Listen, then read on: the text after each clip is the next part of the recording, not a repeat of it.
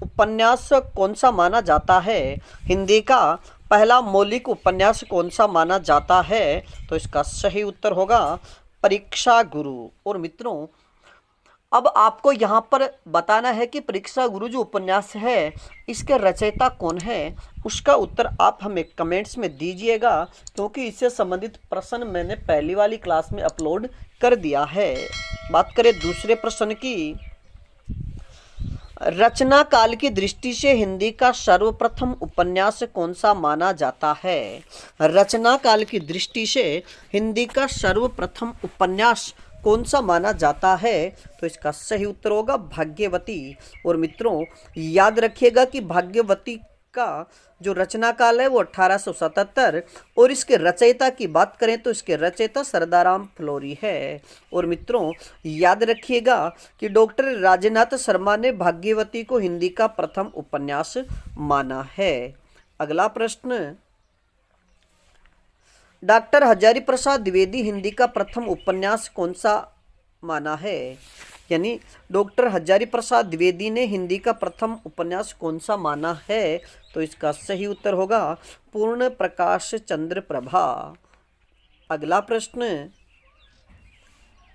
शिव नारायण श्रीवास्तव ने हिंदी का प्रथम उपन्यास किसे माना है?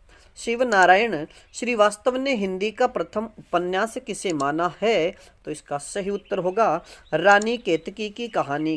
और मित्रों, याद रखिएगा कि रानी केतकी की कहानी के रचयिता ईसा अल्लाह खां है। और मित्रों, यह एक उपन्यास न होकर के एक कहानी है।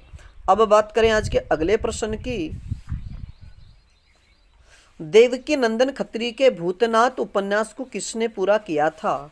देवकी नंदन खत्री के भूतनाथ उपन्यास को किसने पूरा किया था?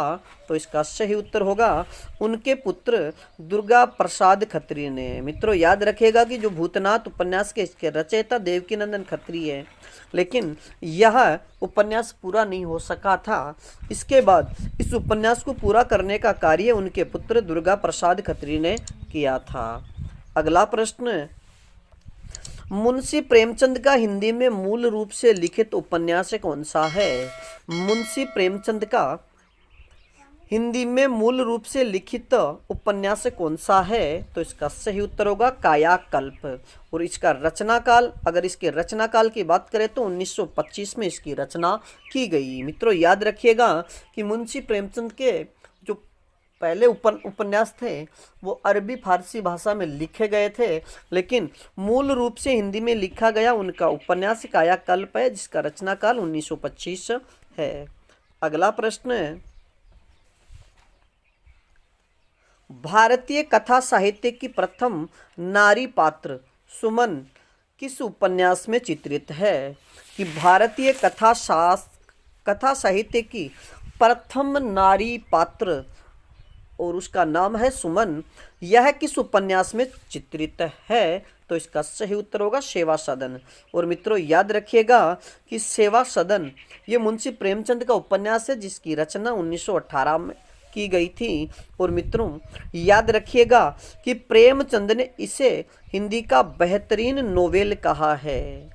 यानी मुंशी प्रेमचंद ने सेवा सदन को हिंदी का बेहतरीन नोवेल कहा है। अब बात करें अगले प्रश्न की। प्रेमचंद के किस उपन्यास में हरिजनों की समस्याओं का चित्रण किया गया है? यानी मुंशी प्रेमचंद का वह कौन सा उपन्यास है जिसमें हरिजनों की समस्याओं का चित्रण किया गया है? तो इसका सही उत्तर होगा कर्मभूमि। और मित्रों, याद रखिएगा कि कर्मभूमि का जो रचना काल है 1932 ईस्वी है। और मित्रों, याद रखिएगा कि कर्मभूमि उपन्यास का नायक अमरकांत व नायिका की बात करें तो मुन्नी है, जो एक अधिकारी है। अब बात करें अगले प्रश्न की। प्रेमचंद के किस उपन्यास में किसान और मजदूर के शोषण की कथा है? यानी मुंशी प्रेमचंद के किस उपन्यास में किसान और मजदूर के शोषण की कथा है? तो इसका सही उत्तर होगा गोदान। और मित्रों, याद रखिएगा कि गोदान का जो रचना काल है वो 1935 है और डॉक्टर नगेंद्र इसका रचना काल 1936 मानते हैं। और मित्रों याद रखिएगा कि मुंशी प्रेमचंद का सर्वश्रेष्ठ अगर उपन्यासों की बात की जाए तो वह उपन्यास भी गोदान है। और मित्रों डॉक्टर नगेंद्र ने गोदान को कृषक के करुण क्रंदन का महाकाव्य कहा है। अगर आपसे सीधा प्रश्न पूछ लिया जाए कि गोदान को कृषक के करुण क्रंदन का महाकाव्य किसने कहा है, तो इसका सही उत्तर होगा डॉक्टर नगेंद्र। अगला प्रश्न,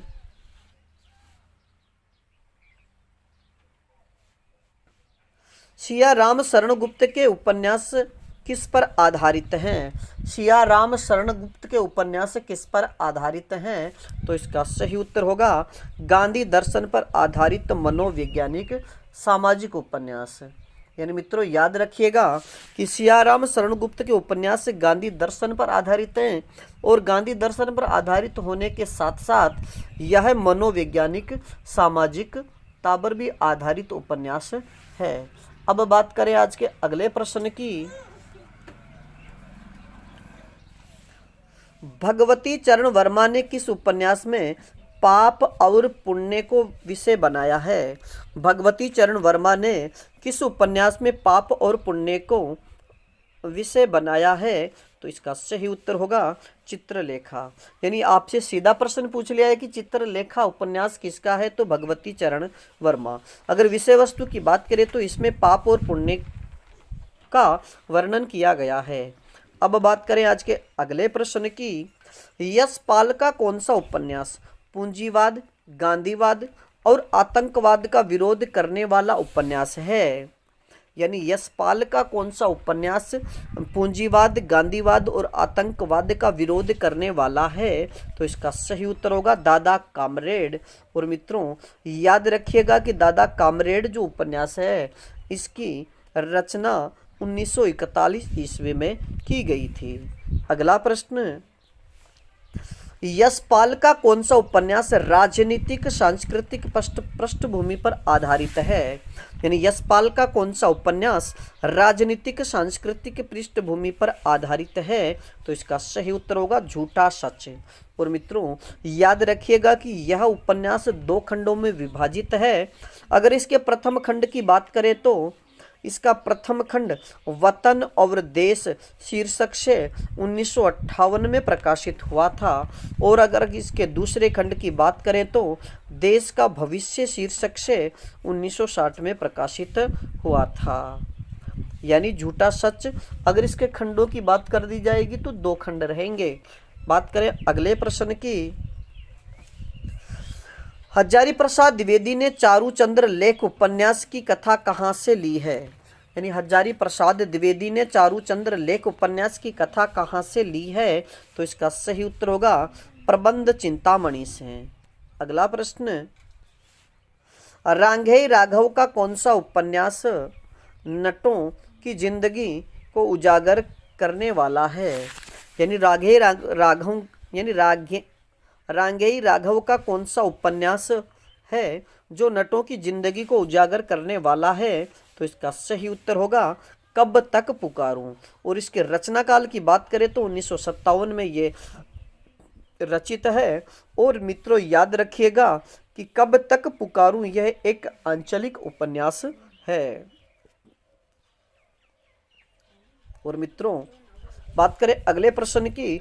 राही मासूम रज्जा का कौन सा उपन्यास शिया मुसलमानों की जिंदगी पर लिखा गया पहला उपन्यास है? राही मासूम रज्जा का कौन सा उपन्यास शिया मुसलमानों की जिंदगी पर लिखा गया पहला उपन्यास है? तो इसका सही उत्तर होगा आधा गांव। और मित्रों ये आधा गांव जो उपन्यास है ये 1966 में लिखा गया। और याद रखिएगा सबसे महत्वपूर्ण तथ्य कि इसमें भारत विभाजन के पहले और बाद की जिंदगी को उबारा गया है। अगर आपसे सीधा प्रश्न पूछ लिया जाए कि राही मासूम रज्जा का वह कौन सा उपन्यास है जो भारत पाकिस्तान विभाजन को लेकर लिखा गया, तो इसका सही उत्तर होगा आधा गांव। अगला प्रश्न, विष्णु प्रभाकर का वह उपन्यास जिसे साहित्य अकादमी पुरस्कार प्राप्त हुआ है।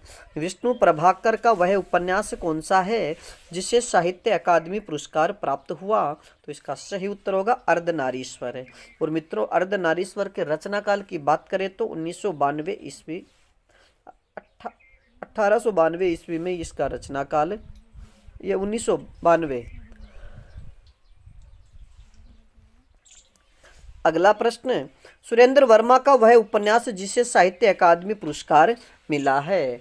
सुरेंद्र वर्मा का वह उपन्यास जिसे साहित्य अकादमी पुरस्कार मिला, तो इसका सही उत्तर होगा मुझे चांद चाहिए। अगर आपसे सीधा प्रश्न पूछ लिया जाए कि मुझे चांद चाहिए उपन्यास के रचयिता कौन है, तो इसका सही उत्तर होगा सुरेंद्र वर्मा।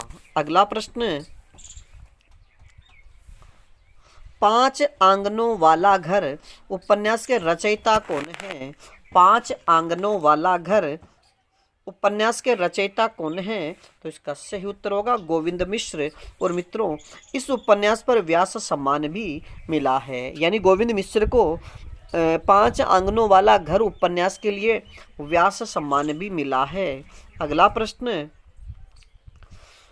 वह उपन्यास जो स्त्री के शोषण के विरुद्ध हिंदी कथा साहित्य में सबसे जोरदार आवाज उठाने वाला है, यानी वह उपन्यास जो स्त्री के शोषण के विरुद्ध हिंदी कथा साहित्य में सबसे जोरदार आवाज उठाने वाला है, तो इसका सही उत्तर होगा तेरी मेरी उसकी बात। और मित्रों, ये तेरी मेरी उसकी बात उपन्यास के रचना काल की बात करें तो 1974 में ये लिखा गया। और इसके रचयिता की बात करें तो इसके रचयिता यशपाल है। अगला प्रश्न, धरती धन न अपना, धरती धन न अपना जिसका रचना काल 1972 है, उपन्यास किसका है? धरती धन न अपना उपन्यास किसका है? तो इसका सही उत्तर होगा जगदीश चंद्र माथुर का। और मित्रों, याद रखिएगा कि इस उपन्यास में हरिजन यानी हरिजनों की व्यथा को व्यापक संवेदना के साथ उजागर किया गया है। अगला प्रश्न, हिंदी में तिलस्मी अय्यारी उपन्यासों के जनक कौन माने जाते हैं? हिंदी में तिलस्मी अय्यारी उपन्यासों के जनक कौन माने जाते हैं? तो इसका सही उत्तर होगा देवकीनंदन खत्री। अगला प्रश्न,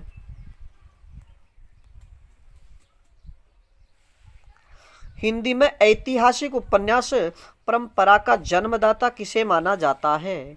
हिंदी में ऐतिहासिक उपन्यासों के जन्मदाता कौन माने जाते हैं? तो इसका सही उत्तर होगा किशोरीलाल गोस्वामी।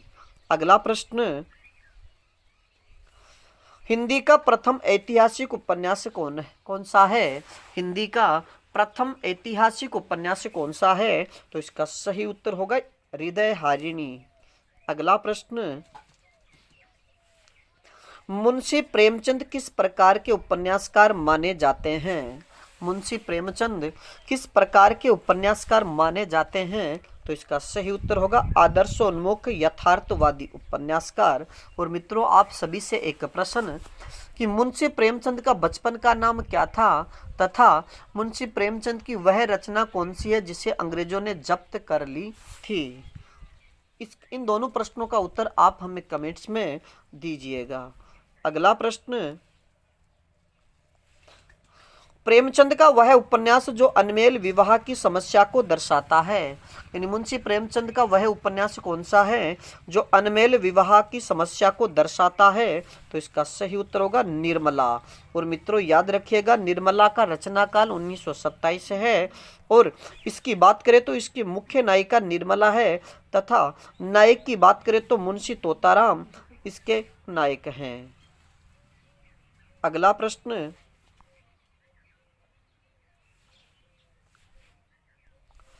मुंशी प्रेमचंद का अधूरा उपन्यास कौन सा है? मुंशी प्रेमचंद का अधूरा उपन्यास कौन सा है? तो इसका सही उत्तर होगा मंगलसूत्र। अगला प्रश्न, कंकाल, तितली व इरावती उपन्यास किसके हैं? कंकाल, तितली व इरावती उपन्यास किसके हैं? तो इसका सही उत्तर होगा जयशंकर प्रसाद। और मित्रों याद रखिएगा कि जो इरावती उपन्यास है यह अधूरा उपन्यास है। अगला प्रश्न, पांडे बेचन शर्मा उग्र के उपन्यासों को घासलेटी साहित्य की संज्ञा किसने दी है? यानी पांडे बेचन शर्मा उग्र के उपन्यासों को घासलेटी साहित्य की संज्ञा किसने दी है? तो इसका सही उत्तर होगा बनारसी दास चतुर्वेदी ने। अगला प्रश्न, पत्रात्मक शैली में लिखा गया हिंदी का प्रथम उपन्यास कौन सा है? पत्रात्मक शैली में लिखा गया हिंदी का प्रथम उपन्यास कौन सा है? तो इसका सही उत्तर होगा चंद हसीनों के खतूत। अगला प्रश्न, जैनेन्द्र कुमार का वह उपन्यास जिसे साहित्य अकादमी पुरस्कार मिला, यानी जैनेन्द्र कुमार का वह उपन्यास कौन सा है जिसे साहित्य अकादमी पुरस्कार मिला? तो इसका सही उत्तर होगा मुक्तिबोध। और मित्रों याद रखिएगा कि मुक्तिबोध का रचना काल 1965 है। अब बात करें आज के अगले प्रश्न की, मार्क्सवादी विचारधारा के सर्व प्रमुख उपन्यासकार कौन हैं? मार्क्सवादी विचारधारा के सर्व प्रमुख उपन्यासकार कौन हैं? तो इसका सही उत्तर होगा यशपाल। अगला प्रश्न, गोस्वामी तुलसीदास के जीवन वृत्त पर लिखा गया उपन्यास कौन सा है? गोस्वामी तुलसीदास के जीवन वृत्त पर लिखा गया उपन्यास कौन सा है? तो इसका सही उत्तर होगा मानस का हंस। और मित्रों याद रखिएगा कि मानस का हंस जो उपन्यास है इसके रचयिता अमृतलाल नागर हैं। अगला प्रश्न, हिंदी का पहला आंचलिक उपन्यास कौन सा माना जाता है? हिंदी का पहला आंचलिक उपन्यास कौन सा माना जाता है? तो इसका सही उत्तर होगा मेला आंचल। और मित्रों मेला आंचल का रचना काल 1954 है। और आप सभी से एक प्रश्न कि जो मेला आंचल उपन्यास है उसके रचयिता कौन है, इसका उत्तर आप हमें कमेंट्स में दीजिएगा। अगला प्रश्न, नाचो बहुत गोपाल उपन्यास में किसका वर्णन किया गया है? नाचो बहुत गोपाल उपन्यास में किसका वर्णन किया गया है? तो इसका सही उत्तर होगा भंगियों के संघर्ष का। मित्रों अमृतलाल नागर का जो नाचो बहुत गोपाल उपन्यास है इसमें भंगियों के संघर्ष का वर्णन किया गया है। अगला प्रश्न, अमृतलाल नागर का वह उपन्यास जिसमें सूरदास का जीवन चरित्र वर्णित है। अमृतलाल नागर का वह उपन्यास जिसमें सूरदास के जीवन चरित्र वर्णित है। तो इसका सही उत्तर होगा खंजन नयन।